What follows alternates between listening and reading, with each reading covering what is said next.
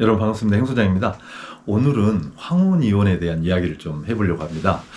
여러분 혹시 황혼이혼을 생각하고 있거나 또는 계획하고 있거나 꿈꾸고 계신 분은 안 계시죠? 이 영상을 보고 계신 분들은 그런 일은 없으리라고 생각을 합니다. 그런데 안타깝게도 우리 주변에 황혼이혼이라고 하는 그런 검은 그림자가 보이지 않게 드리운 경우가 많아요. 본인도 모르게 갑자기 어느 날 보니까 그림자가 드리워져 있어서 이제 어떻게 하지도 못하고 이런 경우가 굉장히 많습니다. 아마 사회적인 현상인 것 같아요. 우리나라 이혼의 거의 3분의 1이 지금 황혼이혼이라고 하거든요. 그래서 오늘은 우리 곁에 이렇게 소리 없이 다가오는 황혼이혼의 원인이 무엇인지 이 부분에 대해서 제가 남자 여자 입장을 좀 나눠서 한번 이야기를 한번 드려보고 이걸 또 어떻게 예방을 할 것인지 이 부분에 대해서 제 생각을 한번 좀 말씀을 드려보려고 합니다. 특히 오늘 영상은 부부가 같이 좀 들었으면 좋겠어요. 왜냐하면 과거에는 황혼 이혼을 제기하는 쪽이 이제 여자들이 대부분이었거든요. 뭐 8대2, 뭐 7대3 이렇게 이제 여자들이 굉장히 많았어요. 그런데 최근에 와서는 거의 5대5예요. 남자들도 황혼이혼을 많이 제기를 하고 있습니다. 그 이유도 함께 설명을 드려볼 테니까 같이 한번 시청을 해주시고 제가 드리는 말씀보다 좀 더 좋은 의견이 있으신 분들은 이 아래다가 댓글로 좀 달아서 다른 분들이 다 같이 공유할 수 있도록 그렇게 했으면 좋겠습니다. 황혼이혼 하면 우리가 통상적으로 결혼하고 20년 이상을 산 이후에 이혼하는 경우를 이제 황혼이혼이라고들 하거든요. 그런데 보통은 퇴직을 하고 난 이후에 이제 이혼을 요구하는 거, 이거를 이제 황혼이혼으로 우리는 봐요. 그래서 이제 보통 보면 퇴직한 사람들 중에 가끔씩 이혼한 분들이 계시거든요. 이제 제 주변에도 그런 분들이 이제 몇 분 계세요. 근데 내 일이 아니다 이렇게 생각하고 이건 드라마에나 나오는 이야기고 뭐 다른 사람들의 이야기지 설마 내가 황혼이혼? 이거는 좀 말이 안 된다 이렇게 생각하시는 분들이 의외로 많고 저도 또한 그렇게 생각을 하면서 지금까지 살아왔거든요. 그런데 이게 사회적인 현상인지는 모르겠지만 최근에 보면 전체적인 우리나라 결혼 숫자는 줄어들었음에도 불구하고 황혼이혼 숫자는 자꾸 늘어나고 있는 그런 상태예요. 그래서 이렇게 이제 나이 들어서 퇴직을 앞둔 또는 퇴직을 한 분들이 한 번쯤은 자기 자신을 한번 좀 돌아봐야 되지 않을까 싶은 생각이 들어요. 물론 자기의 행복을 찾아서 뭐 젊었을 때든 뭐 중년이든 황혼이든 뭐 헤어져서 나 혼자 사는 것이 정말 행복하고 좋다.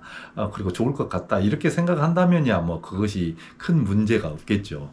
그렇지만 이혼이라는 거 하는 것이 굉장히 사람에게 스트레스를 주고 만남 이상의 그 큰 정신적인 충격을 주거든요. 그리고 쉽지가 않은 문제이고 또 주변에 보면 이혼을 하고 나서 정말 잘 산다?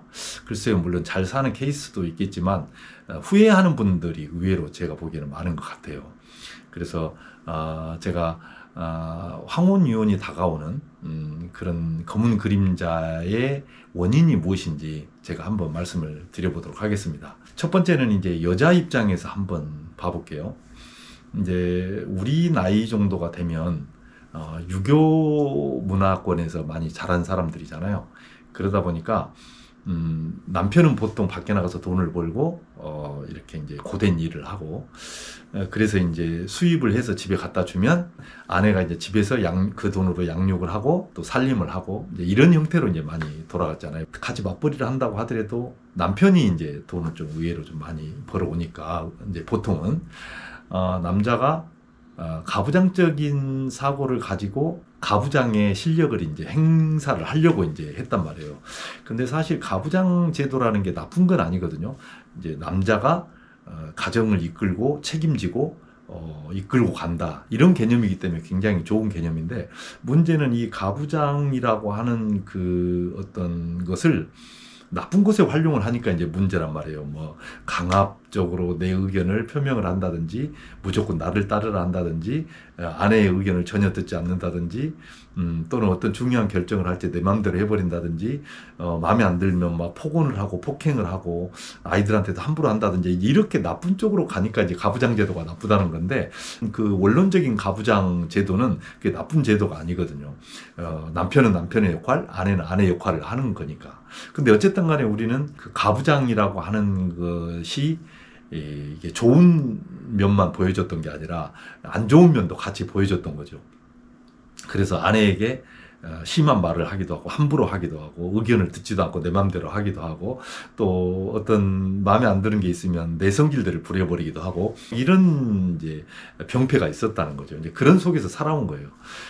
그런데 이제 여자 입장에서 보면 그런 것에 대한 오랫동안의 그 한이 있는 거예요. 쭉 20년, 30년 동안 묻어온 이제 한이 있는 거죠.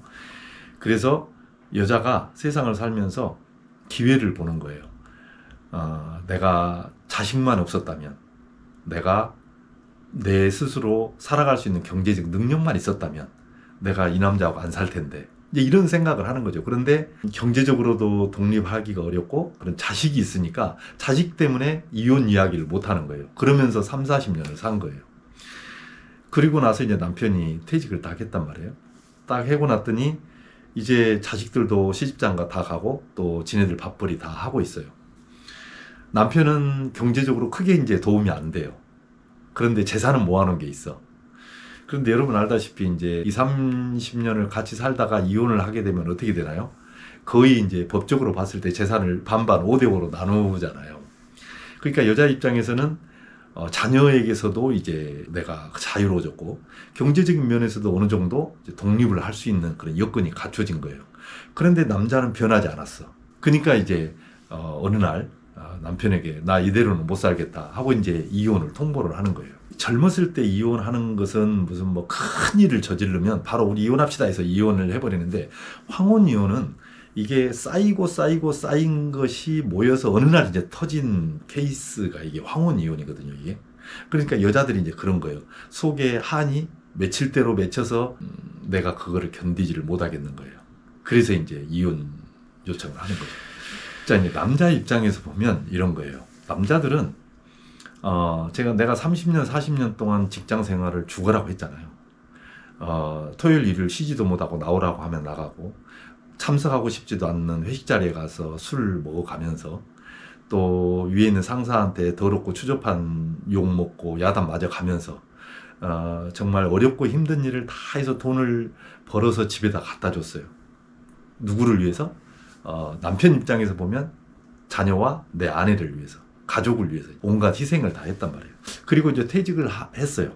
그러면 퇴직을 하고 나면 남자는 어떤 생각을 하냐면 통상적으로 내가 이제 그동안에 열심히 일을 했으니 내 아내나 내 자녀들이 나의 공로를 인정을 해주고 내가 좀 편하게 지냈으면 좋겠다. 내가 하고 싶은 일을 하면서 지내면 좋겠다. 이런 생각을 한단 말이에요.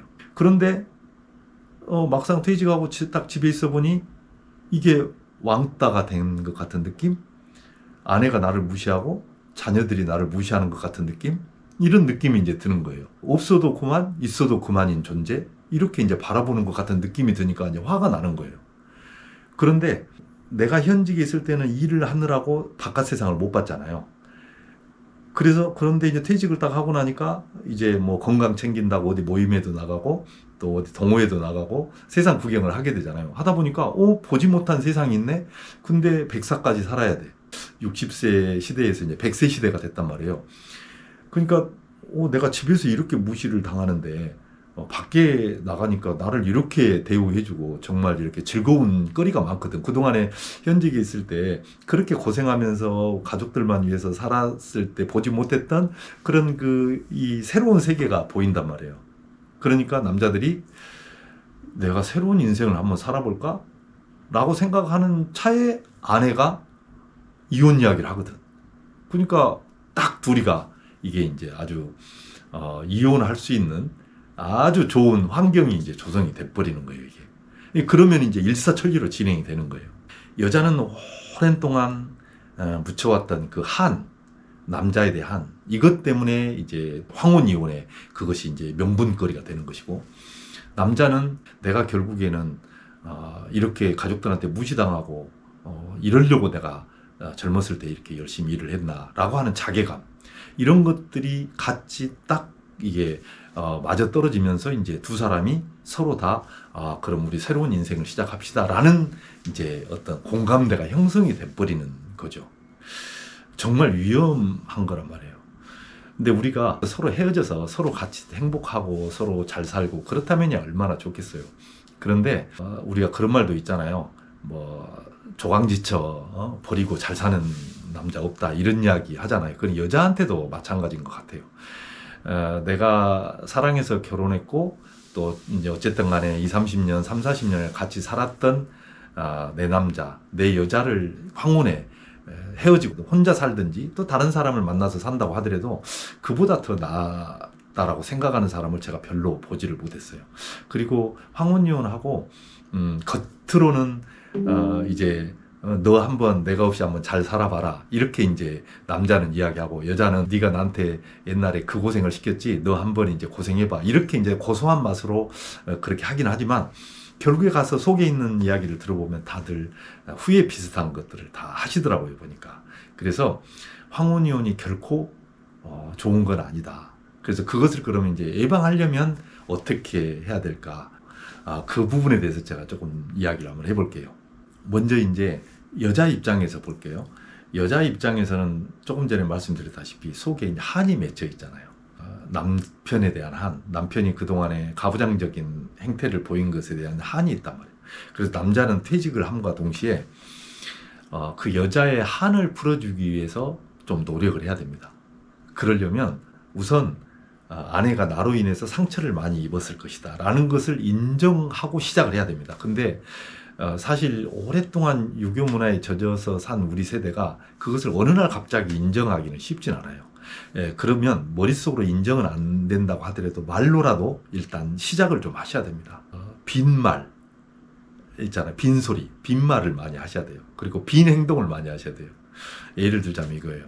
밥을 이렇게 해서 이제 같이 앉아서 밥을 먹게 되면 아무리 짠 국이라도 당신이 해주는 국은 참 맛있는 것 같아, 이렇게 말을 하는 거예요. 이게 빈말인 줄 알죠, 여자 입장에서는. 왜냐하면 남편이 그동안에 생전 그런 말 한마디 안 했는데 갑자기 그런 이야기를 하니까 피식 웃을 수도 있을 거예요. 또 외출한다고 옷을 이제 이렇게 입으면 그 옷은 당신한테 참 잘 어울리는데, 이렇게 빈말 한마디 해주는 거예요. 진짜 아름다울 수도 있어요. 그렇지만 빈말을 그렇게 한마디 해주면 여자 입장에서 봤을 때는 이게 뭐지? 이렇게 하면서도 기분 나쁘진 않아요.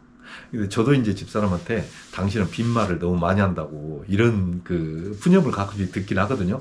듣긴 하는데 그래도 여자 입장에서는 듣기 싫진 않죠. 어쨌든 내가 당신 그 옷 안 어울려, 당신은 왜 국을 그렇게 짜게 해, 이런 것보다는 100배 낫잖아요. 이거부터 시작을 하는 거예요. 빈말부터 시작을 해라.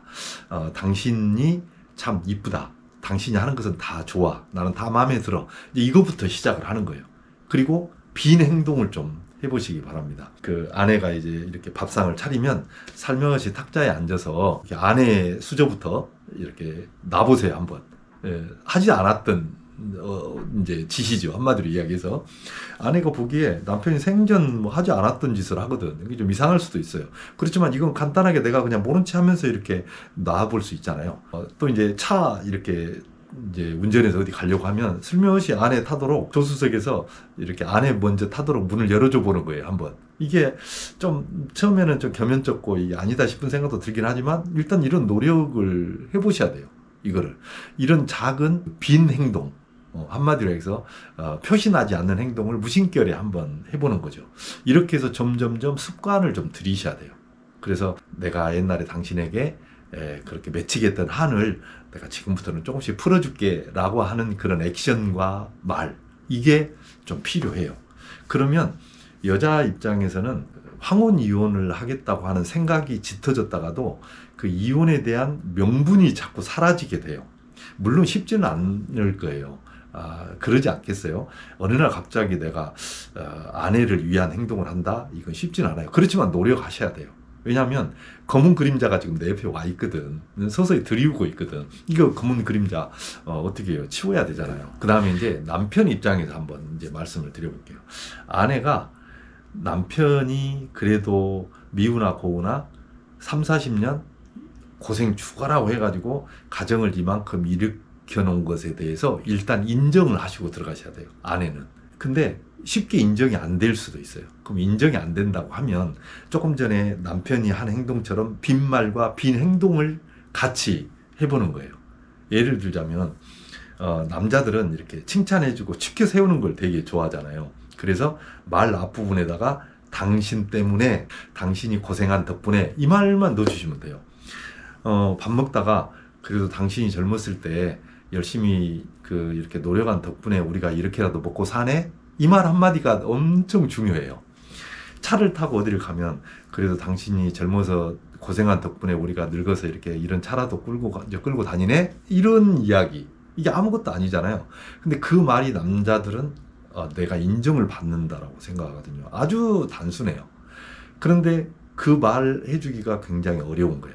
물론 처음에는 잘 안 될 거예요. 왜냐하면 조금 전에 말씀드렸듯이 오랜 시간 내가 마음에 뭔가 이렇게 지금 쌓여 있는 게 있는데 어느 날 갑자기 이 사람을 이쁘게 보고 좋은 말을 해주기가 쉽지는 않아요. 그렇지만 어디선가부터는 시작을 해야 돼요.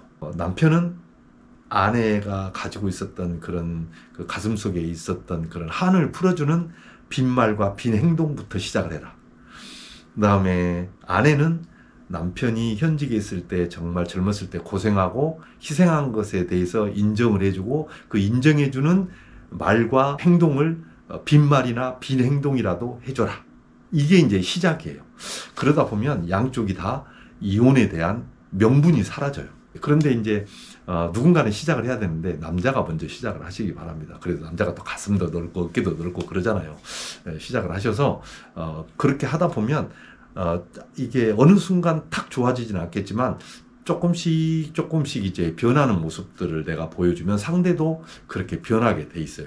물론 다 그럴 것이다라는 장담은 우리가 할 수는 없어요. 그렇지만 세상이 아무리 돈에 찌들고 명예에 찌들었다고 하더라도 내가 사랑했던 아내와 남편이 돈이 있다고 해서 안 헤어지고 돈이 없다고 해서 헤어지고 이런 정도의 그 막장을 사는 사람들은 아니라고 생각을 하거든요.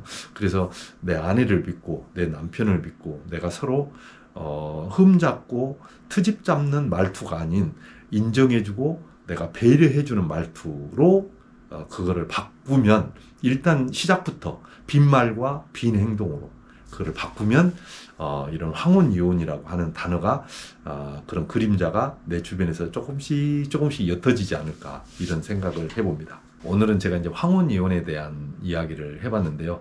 어떻게 하다 보니까 조금 말이 좀 길어졌습니다.